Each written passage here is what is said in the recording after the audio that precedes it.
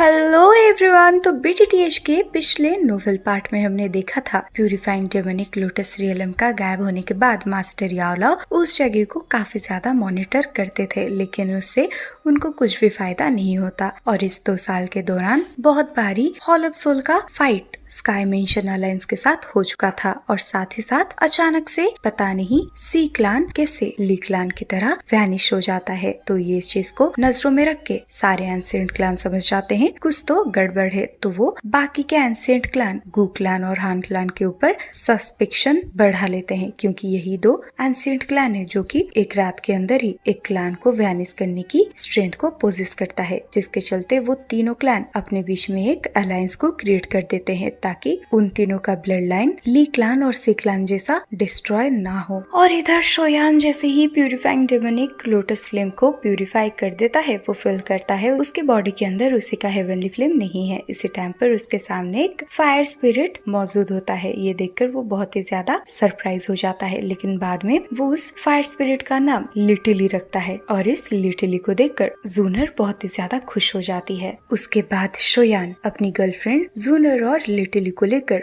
वो purifying demonic lotus realm से बाहर आ जाता है। और इस टाइम के दौरान जहाँ से purifying demonic lotus realm disappear हुआ था, वहाँ पर प्यूरिफाइंग डेमोनिक क्रिस्टल रिलीज हुआ करता था, और ये क्रिस्टल अल्केमिस्ट के लिए बहुत ही ज्यादा यूजफुल होने की वजह से वो जगह बहुत ही कम दिन में लाइफनेस से भर जाता है। और यहीं से ही स्टार्टिंग होती है आज का ये नोवेल एक्सप्लेनेशन पार्ट। अब आगे हमें दिखाया जाता है इस स्टोरी के अंदर जहाँ पर वो प्यूरिफाइंग डेमोनिक लोटस फ्लेम का क्रिस्टल था, वहाँ पर स्काई मेंशन अलायंस के बंदे भी प्रेजेंट होते हैं, और जिस एरिया को वो ऑक्युपाई करते थे वो डेमोनिक फ्लेम रॉक का सबसे रिच एरिया होता है। और अभी के अलायंस का स्ट्रेंथ के साथ भले ही कुछ एक्सपर्ट्स जेलस फील कर रहे हो, लेकिन किसी का भी खुलेआम कुछ भी करने का हिम्मत नहीं होता। और जहाँ भी स्काई मेंशन अलायंस जाती थी, उसका मतलब ये है उसके पीछे पीछे हॉल ऑफ सोल भी वहाँ प्रकट होगा। और ये चीज सेंट्रल प्लेस में एक नॉर्मल चीज बन चुका था, क्योंकि इन 2 सालों में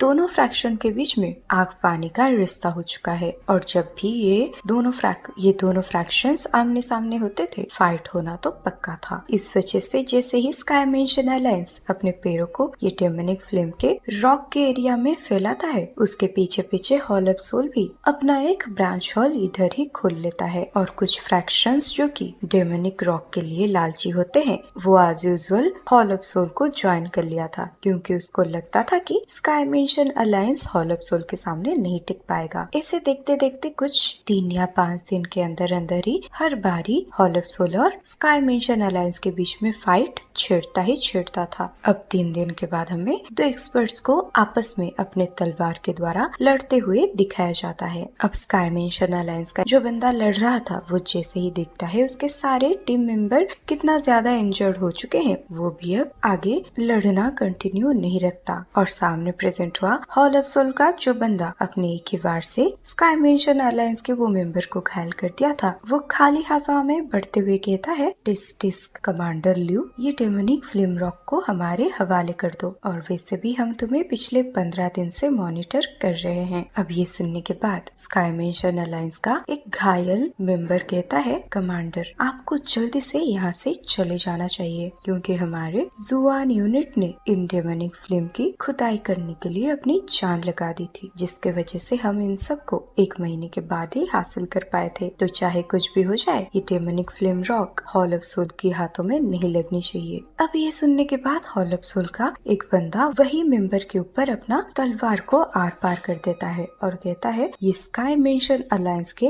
गधों का इतना हिम्मत हो गया कि वो हमारे हॉल ऑफ सोल के टेरिटोरी से डेमोनिक फ्लेम के रॉक्स को लेकर जा सके। हाँ, लगता है तुम सबको अपनी मौत का बिल्कुल ही डर नहीं है। उसके बाद हमें दिखाया जाता है आसमानों में बहुत सारे हॉल ऑफ सोल के मेंबर प्रकट हो जाते हैं। ये देखकर स्काई मेंशन अलायंस का कमांडर ल्यू ये सारे हॉल ऑफ सोल के मेंबर को देखकर सरप्राइज हो जाता है। अब पीछे से स्काई मेंशन अलायंस के बाकी के मेंबर कहते हैं, स्काई मेंशन अलायंस में डरपोक इंसान के लिए कोई जगह नहीं है, तो कमांडर हम आपके लिए रास्ता क्लियर करेंगे, जिसके चलते आप ये फ्लेम रॉक को हमारे सुपीरियर्स के हवाले कर सको। और जैसे ही ये रॉक्स उनके हवाले होगा हम क्लान के एल्डर डिसेबल्स बन जाएंगे। अब ऐसी बातों को सुनने के बाद कमांडर लू का हाथ एकदम से कांप जाता है। उसके बाद कमांडर ल्यू मन ही मन सोचता है, 1 महीने तक अपनी जान को रिस्क में डालने के बाद ही मैंने इतने सारे फ्लेम रॉक को इकट्ठा किया है, और अगर हम इसे सफलतापूर्वक अलायंस में ले जा पाते हैं तो फिर हम सबका सेक्शन सीधे के सीधे अलायंस के न्यू डिसेबल में ट्रांसफर हो जाएगा और तब हम लोगों की पोजीशन पूरे तरीके से अलग होगी। लेकिन अभी के लिए हम सब अपने दुश्मन के चंगुल में फंस गए हैं और अगर हम लोग यहाँ से बाहर जाना चाहते हैं तो हमें भारी कीमत चुकानी पड़ेगी। अब इसी टाइम पर कमांडर लू होश में आकर चिल्ला कर कहता है, भाइयों, हम यहाँ पे सरवाइव करने के लिए पहले से ही बहुत सारी बैटल लड़ी है और उसके बाद ही हमारे अच्छे दिन आने वाले हैं। तो चलो अब हम दोबारा से अपनी अपनी तलवार को उठाकर एक लास्ट बैटल के लिए प्रिपेयर होते हैं। ये कहते ही एल्डर लू सबसे पहले आगे बढ़ता है और पीछे प्रेजेंट हुए बाकी के स्काई मेंशन अलायंस के मेंबर डरते हुए आगे बढ़ने लगते हैं। और उधर हॉल ऑफ सोल का एक बुढ़ा बाकी के मेंबर को ऑर्डर देते हुए कहता है, जाओ तुम सब इन लोगों का काम जल्दी से खत्म करो और याद रखना इन सब के सर को स्काई मेंशन अलायंस को डिलीवर कर दिया जाए। अब इसी टाइम पर हॉल ऑफ सोल के सिपाही आगे बढ़ ही पाते, उनका बॉडी वहीं पर फ्रीज हो जाता है। लेकिन वो जैसे ही इस चीज को नोटिस करके अपने सर को पीछे मोड़ता है, वो पाता है कि उससे पावरफुल बंदा जो कि तब से इनको कमांड कर रहा था, उसका सर हवे में है और उसके गर्दन से खून निकलता ही जा रहा है। अब जहाँ पर उस हॉल ऑफ सोल का कमांडर का डेथ हुआ था, वहाँ से 2 फिगर बाहर आते हैं और उनमें से एक फिगर कहता है, अच्छा तो फिर तुम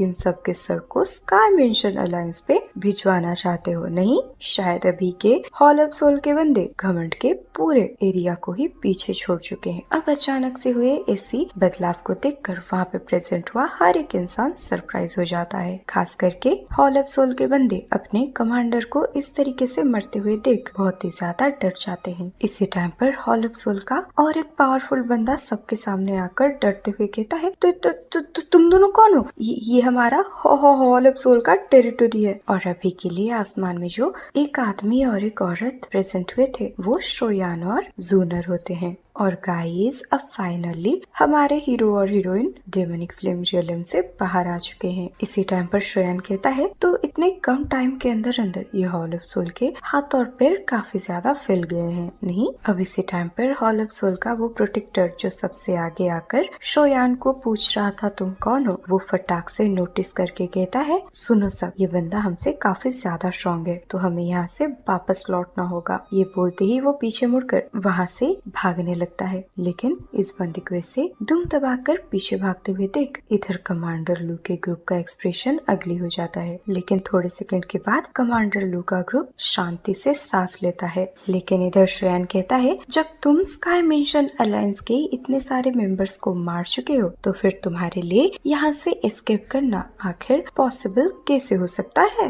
अब शोयान अपने पैर का इस्तेमाल करते हुए बड़े आसानी से उसके सामने से भाग रहे सारे एक्सपर्ट्स का जान खत्म कर देता है। अब अपने सामने प्रेजेंट हुए इतने सारे पावरफुल एक्सपर्ट्स का मौत को देखकर कमांडर लू सरप्राइज हो जाता है, क्योंकि वो देख भी नहीं पाता शोयान कब इतना स्पीडली इन सबको मार दिया। लेकिन कमांडर लू ग्रीट करते हुए शोयान को कहता है, एल्डर, हमें रेस्क्यू करने के लिए आपका बहुत बहुत धन्यवाद। दरअसल हम आउटर स्काई मेंशन अलायंस के तीसरे बड़े यूनिट है और हमें कहा जाता है जुआन यूनिट। अब शोयान जैसे ही कमांडर लू के मुंह से स्काई मेंशन अलायंस के आउटर अलायंस के बारे में सुनता है, वो बहुत ही ज्यादा सरप्राइज हो जाता है। अब वो मन ही मन सोचता है, लगता है पिछले कुछ सालों में हमारा स्काई मेंशन अलायंस काफी अच्छे से ग्रो हुआ है। अब शोयान चुटकी बजाते ही एक जेड बोतल को कमांडर लू के सामने अपीयर करता है। अब शोयान कहता है, ये मेडिसिनल पिल को वो सारे एक्सपर्ट्स को दे दो जिनकी अभी भी सांस चल रही है, जिसके चलते उनकी जान बच सके। अब कमांडर लू ये बोतल को काफी ध्यान से पकड़ता है। अब वो जैसे ही उस जेड बोतल के अंदर के मेडिसिनल पिल को देखता है, वो जान पाता है कि उस पिल के स्पिरिचुअल एबिलिटी ओवरफ्लो हो रही है और उसके अंदर से ऐसी फ्रेगमेंट बाहर आ रही थी जिसको कमांडर लू ने कभी नहीं देखी है। अब कमांडर लू मन ही मन कहता है, आखिर ये एल्डर्स का बैकग्राउंड क्या है और साथ ही इतने ज्यादा दयालु भी हैं। और अगर हम सभी अपने आप को बेच भी देते हैं तब भी हम इनमें से एक भी मेडिसिनल पिल के बराबर नहीं है। अब कमांडर लू एक एक पिल को बाहर निकालकर अपने घायल हुए मेंबर्स को दे देता है। अब शोयान फटाक से जमीन पर लैंड करके बोलता है, जब से ये प्यूरिफाइंग डेमोनिक लोटस फ्लेम इस धरती से अपीयर हुआ है तब से सेंट्रल फ्लेस में क्या क्या हुआ है। अब ये चीज को सुनने के बाद कमांडर ल्यू रेस्पेक्टफुल तरीके से इस 2 साल के अंदर क्या क्या हुआ है सब शोयान को बताने लगता है। अब पिछले 2 साल के अंदर हुए सारे के सारे मैटर्स को जानने के बाद शोयान कहता है तो फिर श्रीक्लान डिसअपीयर हो चुका है। और ये जानने के बाद जूनर भी बहुत ही ज्यादा सरप्राइज हो जाती है। ये सुनकर कमांडर लू कहता है, जी हाँ, ये श्रीक्लान बिल्कुल ही ली क्लान की तरह ही डिसअपीयर हुआ है, जिसके वजह से बाकी के 3 एंशिएंट क्लान अपने बीच में एक अलायंस को क्रिएट कर दिए हैं। अब सारी बातों को सुनने के बाद शोयान बड़बड़ाते हुए कहता है, कितनी अनएक्सपेक्टेड बात है, 2 सालों के अंदर अंदर इतना कुछ बदल गया है और ऊपर से हॉल ऑफ सोल और मेरा स्काई मेंशन अलायंस एकदम एक दूसरे का दुश्मन बन चुके हैं। इसी टाइम पर कमांडर लू थोड़ा बहुत हेजिटेट करते हुए कहता है, इस जगह से थोड़ी सी दूरी पर हॉल ऑफ सोल का एक ब्रांच है और वो इस प्रोटेक्टर की मौत के बारे में काफी जल्दी डिटेक्ट कर लेंगे, तो हमें यहाँ से जल्दी जाना चाहिए, क्योंकि ये डेमोनिक फ्लेम रॉक के एरिया में जो हॉल ऑफ सोल का ब्रांच है उसके अंदर कई सारे पावरफुल एक्सपर्ट्स भरे हुए हैं। इनफैक्ट उनके वो ब्रांच को हान क्लान का एक इलाइट दाओशिंग वॉरियर गार्ड कर रहा है और पिछले 2 सालों के अंदर अंदर ये दाओशिंग ने हमारे बहुत सारे एक्सपर्ट्स की जान ले ली है। ये सुनकर शोयान इंस्टेंटली पूछता है, अच्छा तो फिर ये दाओशिंग कितने स्टार वाला है। ये सुनकर कमांडर लू कहता है 1 स्टार। ये सुनकर शोयान हंसने लगता है। अब शोयान के ऐसे रिएक्शन को देखकर कमांडर लू सोचता है शायद ये एल्डर उसी की ही बात को सुनने वाले हैं, लेकिन अगली बारी शोयान कुछ ऐसा बोलता है जिसके चलते कमांडर लू थर थर कांपने लगता है। दरअसल शोयान कहता है, क्या तुम जानते हो वो ब्रांच हॉल कहाँ पर है। दरअसल मुझे वो ब्रांच हॉल के अंदर जाना है, तो चलो तुम मुझे वहाँ पर ले चलो। ये सुनकर एल्डर लू बोलता है, पिछले कुछ सालों से वो हॉल ऑफ सोल का ब्रांच हॉल फॉरबिडन ग्राउंड बन चुका है और उस एरिया पर किसी का भी पैर रखने की हिम्मत तक नहीं है। आखिरकार वहाँ पर कोई जानबूझकर क्यों ही जाना चाहेगा। अब ये सुनने के बावजूद भी शोयान अपने एक हाथ को कमांडर लू के कंधे पे रखता है और इससे पहले कि कमांडर लू कुछ भी बोल पाता वो उसको गायब कर देता है। अब इन तीनों को इस तरीके से गायब होते हुए देख स्काई मेंशन अलायंस के इस यूनिट के बाकी के मेंबर बहुत ही ज्यादा सरप्राइज हो जाते हैं, क्योंकि उन सबको पता था हॉल ऑफ सोल के उस ब्रांच हॉल की तरफ जाना सिर्फ मौत को बुलावा देना है। इसी टाइम पर उस यूनिट का एक बंदा डिप्रेस आवाज के साथ कहता है, अब हमारे लिए सब कुछ खत्म हो गया है। हाँ, हम जैसे तैसे करके बस ये परेशानी से भाग रहे थे, लेकिन अभी कमांडर लू वो दो एल्डर्स के साथ शेर के मुंह में जा रहे हैं। इसी टाइम पर दूसरा बंदा कहता है, तो अभी के लिए हमें क्या करना चाहिए। इसी टाइम पर साइड में प्रेजेंट हुई एक लड़की बोलती है, तुम सब लोग इतना ज्यादा पैनिक मत हो, वो एल्डर कोई नॉर्मल इंसान तो लगते नहीं है। ये सुनकर साइड में प्रेजेंट हुआ और एक बंदा कहता है, लेकिन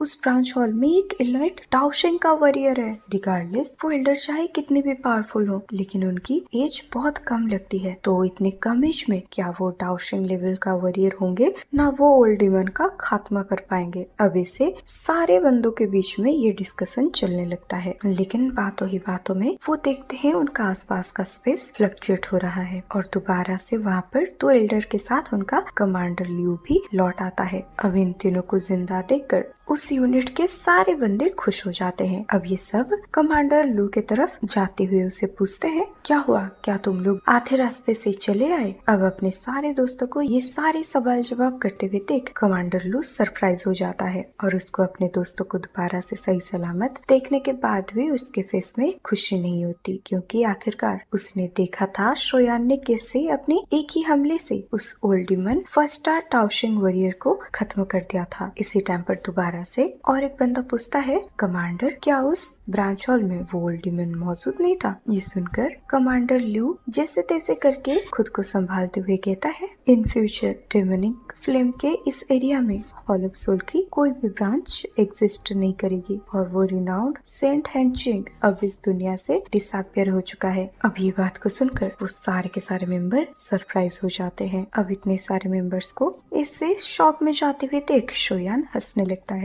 अब वो फटाक से वो पूरे यूनिट से दूर जाते हुए कहता है, तुम सभी जाके इस एरिया के इंचार्ज को ढूंढो और फ्यूचर में तुम सभी इनर स्काई मेंशन अलायंस की डी क्लास मेंबर होंगे। अब शोयान के मुंह से ऐसी आवाज को सुनकर सारे बंदे सरप्राइज हो जाते हैं। और गाइस, मैं आप सबको बता दूं, स्काई मेंशन अलायंस के मेंबर्स को डी, जुबान, हुआन लेवल में डिवाइड किया गया है। भले ही इन सब के स्ट्रेंथ काफी अच्छे थे, लेकिन तब भी ये आउटर एकेडमी के वन मेंबर ही बन पाए हैं और डी क्लान में पहुंचना इनका सपना है। तो वो बिलीव नहीं कर पा रहे थे कि आखिर एक इंसान का एक सेंटेंस इतने बड़े रूल को कैसे बदल सकता है। अब ये बात को सुनने के बाद एल्डर लूस सरप्राइज होते हुए ग्रीट करते हुए कहता है, एल्डर, क्या मैं आपका नाम जान सकता हूँ? ये सुनकर शोयान दोबारा से हंसते हुए कहता है उन्हें कहना ये कमांड शोयान ने दिया है। अब शोयान नाम को सुनकर वो सारे बंदे बौखला जाते हैं और सब डर के मारे कहते हैं, शोयान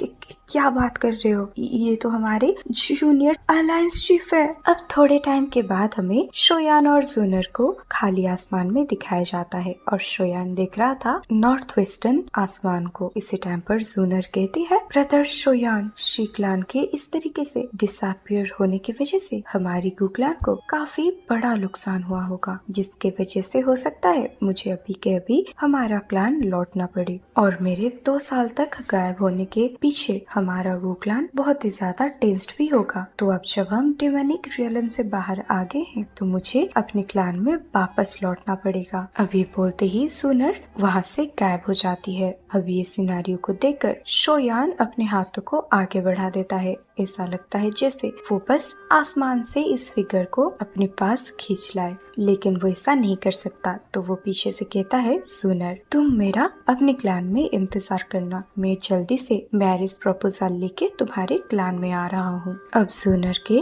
गायब होने के बाद शोयान मन ही मन बात करता है, ये 2 सालों में स्काई मेंशन अलायंस और हॉल ऑफ सोल का इससे बैटल के वजह से दोनों पार्टीज के काफी मेंबर्स मरे होंगे और सबसे ज्यादा नुकसान तो हॉल ऑफ सोल का हुआ होगा। लेकिन अभी के लिए चाहे वो कितना भी गुस्से में हो, वो स्काई मेंशन अलायंस के हेडक्वार्टर के ऊपर यूं ही हमला नहीं करेंगे, क्योंकि भले ही हॉल ऑफ सोल के बंदे खुद को चाहे कितना भी तिस्मार खान समझ रहे हो, उनका भी हिम्मत नहीं होगा शाओ चेन और विल टावर के एंसेस्टर के सामने आकर उनके साथ लड़ने के लिए। लेकिन ये हॉल ऑफ सोल के पीछे हान क्लान खड़ा है और हॉल ऑफ सोल हान क्लान का काफी ज्यादा क्लोज है, तो हान क्लान यूं ही नहीं चाहेगा ये hall of soul sky mansion alliance के द्वारा डिस्ट्रॉय हो जाए। अब शोयान अचानक से जोश में आकर गुस्से में चिल्ला के कहता है, हॉल ऑफ सोल, अब फाइनली वो मोमेंट आ गया है और उस टाइम पर तुमने मेरे क्लैन को खून में रंग दिया था, जिसकी वजह से मेरा क्लैन का ब्लड लाइन पूरे तरीके से डिस्ट्रॉय हो गया था। लेकिन इस बारी मैं अपना बदला जरूर लूंगा और मैं खून का बदला खून से ही लूंगा। अब ये बोलते ही वो वहाँ से गायब हो जाता है। अब सीन चेंज होकर आता है स्काई मेंशन अलायंस के ऊपर, जहाँ पर काफी ज्यादा क्राउड था और इस टाइम के दौरान स्काई मेंशन अलायंस के अंदर बहुत सारे फ्रैक्शंस जुड़ गए होते हैं, जिसके वजह से स्काई मेंशन अलायंस का ग्रोथ भी बहुत तगड़ी होती है। और अभी के लिए स्काई मेंशन अलायंस के खाली माउंटेन के ऊपर बहुत बड़ी बड़ी बिल्डिंग्स बन चुकी होती है और अभी के लिए स्काई मेंशन अलायंस और फॉलन स्टार पवेलियन का डिफेंसेस बहुत ही ज्यादा स्ट्रॉन्ग हो गया था, जिसके चलते अगर फॉलन स्टार पवेलियन के टेरिटोरी के अंदर एक चींटी भी घुसता है, उन सबको इसके बारे में पता लग जाया करता था। अब सीन चेंज होकर आता है मास्टर याओलाओ के ऊपर और उनके साइड में प्रेजेंट होते हैं मास्टर फेंगजूजे। और इस टाइम के दौरान फेंगजूजे मास्टर याओलाओ को इस महीने के सारे बैटल के बारे में बताने लगते हैं और कहते हैं इस महीने हमारा अलायंस और हॉल ऑफ सोल के बीच में लगभग 43 टाइम्स फाइट हो चुकी है और उनमें से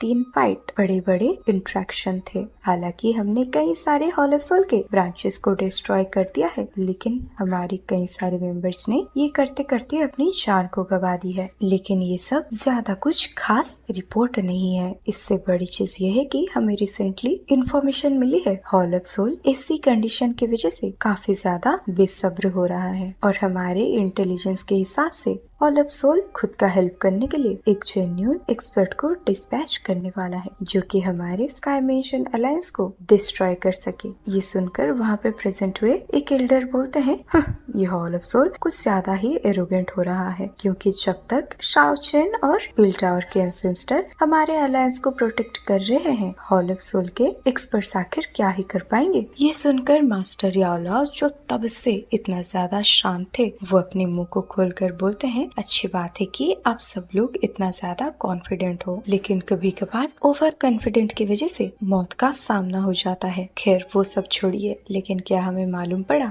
ये हॉलब सोल अपना कौन सा बंदे को डिस्पैच कर रहा है? ये सुनकर मास्टर फेंगजूजे कांपते हुए कहते हैं, हानमू चियांग, और ये एक 6 स्टार डाउशिंग है। रूमर्स के हिसाब से इसने एक बार साउजन के ऊपर जो घातक हमला हुआ था उसमें भी पार्टिसिपेट किया था। ये सुनकर वहाँ पे प्रेजेंट हुआ हर एक इंसान कांप जाता है और सब मन ही मन सोचते हैं तो इस बारी हॉलब सोल एक खतरनाक डेमन को डिस्पैच करने वाला है। इसी टाइम पर अचानक से एक हर्ष आवाज गूंजता है, हन जियान भाई। अब सब लोग जब उसी आवाज के तरफ नोटिस करते हैं, वहाँ पर उनको एक जॉम्बी जैसा दिखने वाला पतला सा फिगर दिखता है और ये होते हैं एंसेस्टर शाओ चेन। अब एंसेस्टर हुईवान अपने बाहें सिकुड़ कर बोलते हैं, आखिर ये हान क्लान अपने ओल्ड डेमन को क्यों डिस्पैच कर रहा है? क्या उन्हें डर नहीं है इस वजह से गु क्लान और बाकी के एंसेंट क्लान इसके ऊपर गुस्सा हो जाएंगे? और अभी के लिए एंसेस्टर हुजुआन का स्ट्रेंथ होता है 2 स्टार डाउशिंग का, और शोयान के मेडिसिनल पिल की वजह से उनके सारे इंटरनल इंजुरीज रिकवरी भी हो गए हैं। लेकिन जब वो सुनते हैं 6 स्टार डाउशिंग वॉरियर के बारे में, वो भी सोच नहीं पाते ये बंदा कितना ज्यादा टेरिफाइंग स्ट्रेंथ को पोजेस कर रहा होगा। अब पिल टावर के फर्स्ट एल्डर जो कि तब से चुप थे, वो कहते हैं, अभी के लिए सारे एंशिएंट क्लान एक दूसरे के ऊपर सस्पिशियस हो गए हैं, जिसके चलते इन्हें डर है कि कहीं शी और ली क्लान की तरह उनके क्लान के साथ भी यही सारी चीजें ना हो जाए। तो फिर हान क्लान का ये लोग क्यों ही विरोध करेंगे? और अगर ये ओल्ड हान चियानबो सच में अपना नाक अड़ाने आएगा तो फिर हम बस अपने एंसेस्टर को इनवाइट करके उनको हमारे साइड से फाइट करने के लिए पूछ सकते हैं। और अगर ऐसा सच में हुआ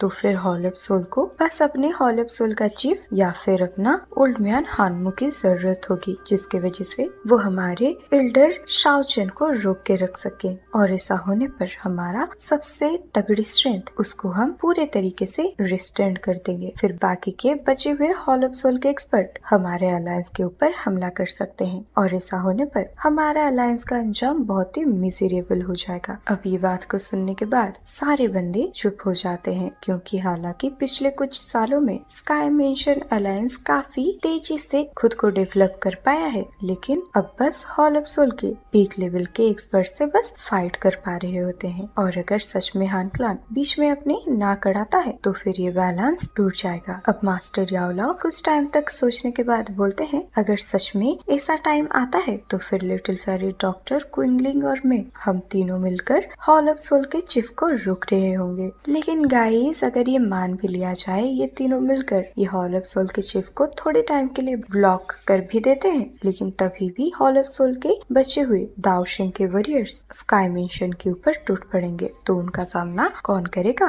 क्योंकि सिर्फ दाओशिंग ही दाओशिंग को रोक सकता है। इसी टाइम पर एक एल्डर शाय करते हुए बोलते हैं, अगर मिस जिया यहाँ होती तो हमें इतना कुछ सोचने का जरूरत नहीं होता, क्योंकि जियान ने पिछले कुछ टाइम में इन सब का बहुत हेल्प किया था। लेकिन अभी के लिए एंशिएंट बॉय ड्रैगन ट्राइब का परेशानियां खत्म नहीं हुआ है, और भले ही तीनों ड्रैगन किंग बहुत ही गंदे तरीके से घायल हुए थे, लेकिन फिर भी उन तीनों ने अपनी जान बचा ली थी, जिसके चलते खतरा अभी भी मौजूद है। और जब तक ये तीनों आइलैंड पूरे तरीके से यूनाइटेड नहीं हो जाते, जियान को ईस्टर्न ड्रैगन आइलैंड में रहने की जरूरत है। अब कुछ टाइम तक ये हॉल में ये साइलेंस ही कंटिन्यू होता है, लेकिन इनमें पिल टावर के फर्स्ट एल्डर अपने दांतों को मिसते हुए कहते हैं, अगर हॉलब सोल की चीफ की बात है तो फिर बस उनके मुंह से इतना ही आवाज बाहर आया था। सारे बंदे उस हॉल में एक हंसी भरी आवाज को सुन पाते हैं। अभी इस आवाज को सुनकर सबका दिल कांप जाता है, और वो आवाज कहता है, उसको तुम मेरे ऊपर छोड़ दो। अब ये आवाज को सुनकर उस आवाज के ओनर की तरफ सबकी नजर जाती है, और वो सब शोयान को देखकर काफी ज्यादा खुश हो जाते हैं। इसी टाइम पर एक एल्डर बोलते हैं,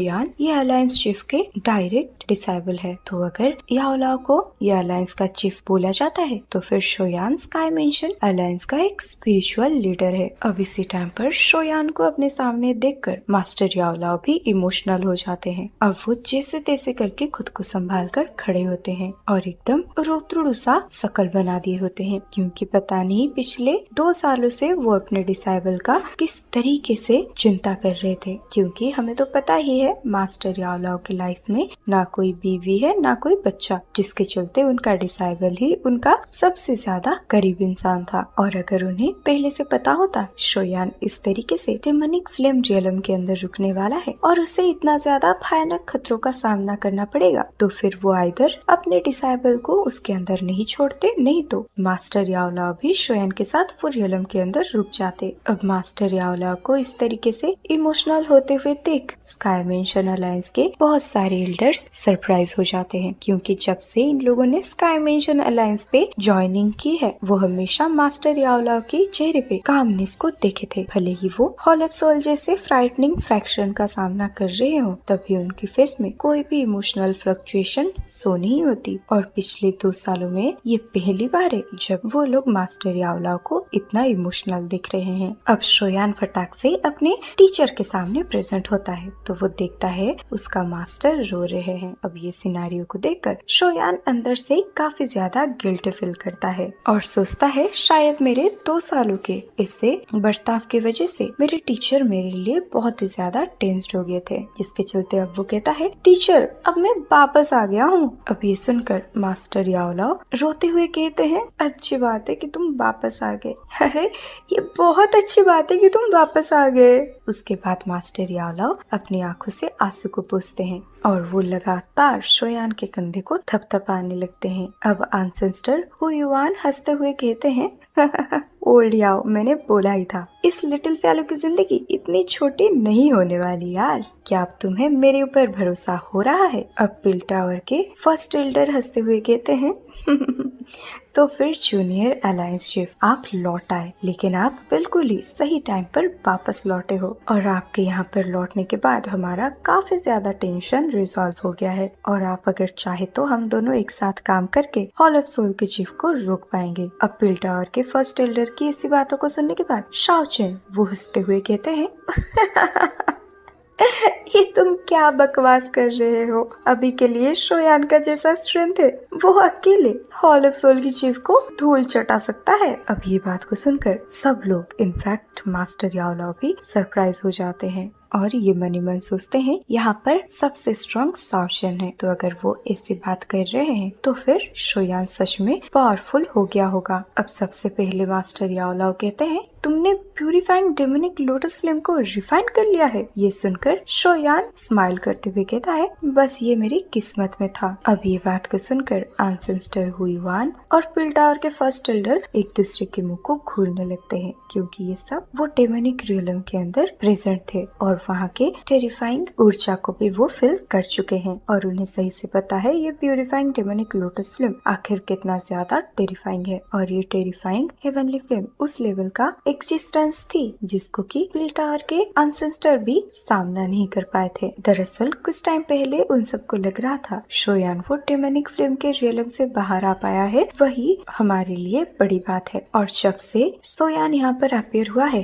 किसी के दिमाग में भी ये बात स्ट्राइक नहीं की है कि शोयान ने प्यूरिफाइंग डेमोनिक लोटस फ्लेम को रिफाइन कर लिया होगा, क्योंकि वो प्यूरिफाइंग डेमोनिक लोटस फ्लेम बहुत ही ज्यादा टेरिफाइंग है और पिछले हजारों सालों में ऐसे लोगों की बिल्कुल भी कमी नहीं है जिनकी स्ट्रेंथ शोयान के स्ट्रेंथ से कम होगी। लेकिन सभी को उस प्यूरिफाइंग डेमोनिक लोटस रियलम से खाली हाथ ही वापस लौटना पड़ा था। अब ये सारी बातों को सुनने के बाद मास्टर याओलाओ बहुत ही ज्यादा खुश हो जाते हैं। इसी टाइम पर फर्स्ट एल्डर हंसते हुए कहते हैं क्योंकि हमारे पास जूनियर अलायंस चीफ प्रेजेंट है तो फिर इस बारी हम हॉल ऑफ सोल की अटैक का सामना कर सकते हैं। ये सच में काफी ज्यादा खुशी की बात है। इसी टाइम पर एक एल्डर हंसते हुए कहते हैं जूनियर पवेलियन चीफ आप हमारे अलायंस के लिए एक बहुत ही बड़े वरदान हो। अब उसके बाद थोड़े टाइम तक शोयान सबके साथ काफी अच्छे तरीके से और प्यार से बातें करने लगता है। अब फाइनली मास्टर याओलाओ हंसते हुए कहते हैं, चलो चलो आज का मैटर यहीं पर ही खत्म करते हैं। तो आप सब लोग वापस लौटकर खुद को सही से ऑर्गेनाइज करो और अभी के लिए हमें हॉल ऑफ सोल की हर एक एक्शन को ऑब्जर्व करना होगा। और अब क्योंकि वो लोग हमारे साथ एक एंडलेस बैटल चाहते हैं तो फिर हम भी उन्हें दिखा देंगे हमारा अभी का अलायंस हॉल ऑफ सोल से बिल्कुल भी डरता नहीं है। तो गाइस आगे जाकर बैटल बहुत ही ज्यादा